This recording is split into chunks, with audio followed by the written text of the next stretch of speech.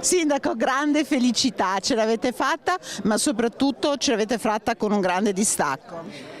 Certo, e questa veramente è la soddisfazione più grande. Anzitutto vorrei ringraziare i cittadini di Monselice che si sono recati alle urne, perché sono stati tanti. E nel Veneto i comuni a ballottaggio hanno avuto un'affluenza veramente bassa e questo vuol dire che i cittadini hanno voluto giocare il loro ruolo, che è fondamentale. L'altro risultato positivissimo è il distacco dal mio avversario, che dimostra che i fatti, le risposte e i programmi per il futuro pagano e soprattutto paga la coerenza.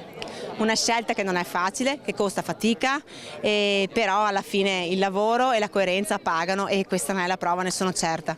Ecco, il vostro era il comune dove si consumava lo scontro all'interno del centrodestra.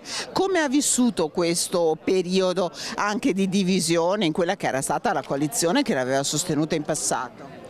Allora, diciamo che la coalizione anche del 2019 in realtà vedeva la Lega da sola e le civiche a mio sostegno. Quest'anno abbiamo voluto riproporre lo stesso formato perché noi ci crediamo.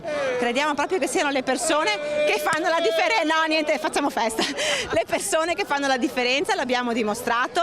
Abbiamo dimostrato che la Lega nel territorio è ancora un partito forte perché parte dai territori e lavora per i territori e penso che questo sia un risultato molto importante. Ci fa vedere la bandana che sta indossando? Oh, eccola qua! Viva il Veneto!